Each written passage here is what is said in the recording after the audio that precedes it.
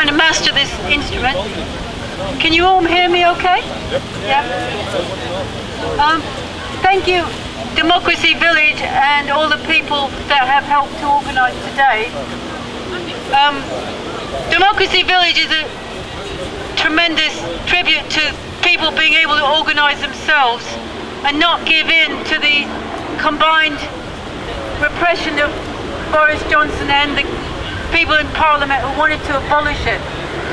I think we should have one little cheer for Democracy Village right now. Hip hip hooray! And it's obviously becoming a moving village, so we've moved up here, which is a great thing. And the idea of a democracy village and connects up with the idea of a people's assembly, as we can see today. And I just want to say a few words about what a people's assembly could be and what it is and the idea of it. Because I'm from a world to win, and get that airplane off. We've been trying to develop the ideas of people's assemblies, and some of you will have seen our manifesto of solutions, revolutionary solutions. Wait for that. And this flyer, and if you don't have one, you can get one from us today, which is looking at the idea of people's assembly. We're now 10 days away from the public spending review, which Cameron and Clegg and their cabal are going to introduce into Parliament. And you will all be aware that this coalition government has actually not been elected by anyone in this country.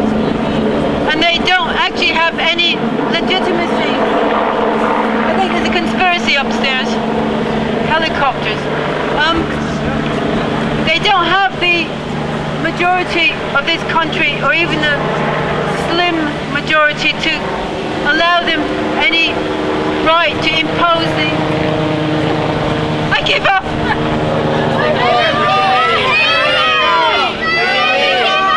We can hear you.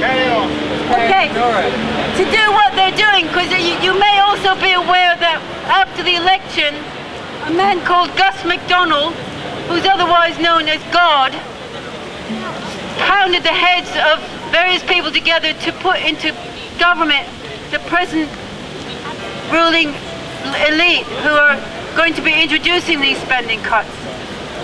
Now there's a lot of people who are saying that the budget and the spending cuts are some kind of conspiracy or a kind of an ideological conspiracy by the Tories and the Lib Dems that is totally unnecessary, and that we can just get rid of them by having some protests. And they're coming, you know, people are saying these are just ideological measures. But the fact is that you may also be aware that there is actually a major economic crisis globally, which is actually pushing the government to introduce these cuts. This is not a coincidence, folks. This is not a coincidence. This is weird. There is a major global economic crisis, and it's not going to go away. And that doesn't mean that we have to have cuts in the way that they're being imposed, and we don't have to have, doesn't mean we have to accept anything that this government is doing. But we must be aware that the capitalist system as a whole is in the worst crisis in its entire history.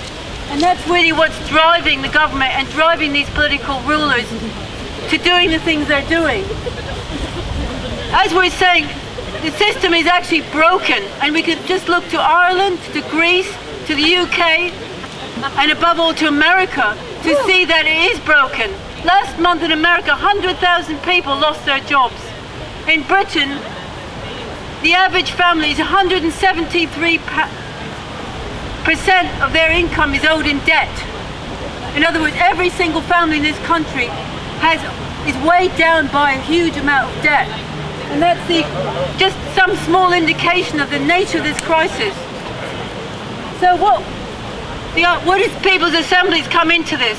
Well, in answer to the government, in answer to all the people in the local councils, wherever they may be, who are telling us we must have cuts, we're saying no, we don't need that solution. There is another solution, and that is for people to sweep out this broken government and the people in power that control the economy, whether they're local or international, in corporations, to sweep out those people and put in people's assemblies and people in localities, people in places of work, people in colleges, people in unemployment groups, whoever they may be, that will actually begin to take over the institutions and the organs and the land and the places where power lies.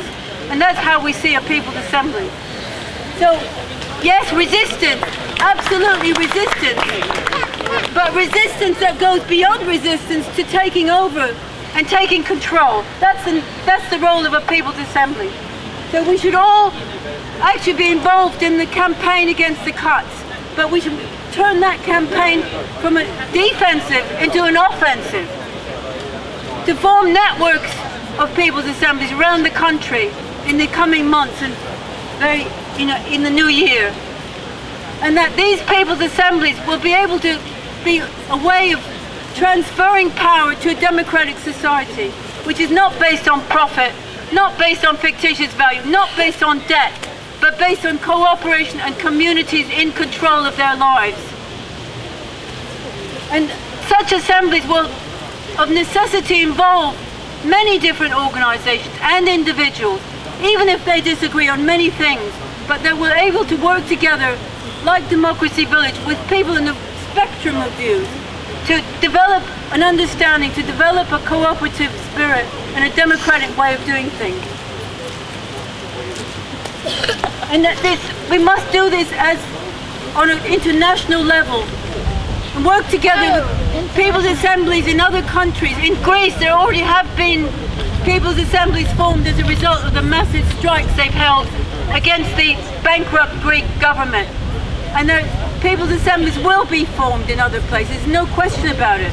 Just like there's life on other planets in the universe, there have to be people's assemblies formed everywhere to take this process forward. So we're talking about the people's assemblies as a mechanism that can transfer power to a real democracy. And they will replace the present state that we have today, which is undemocratic, repressive, and unrepresentative, and that these people's assemblies then themselves will be a transition to a society where there is no state. So we go through a transitional process to the kind of society which we want, which is a stateless, truly democratic society. And with that, I thank you very much, and I hope you'll take us far.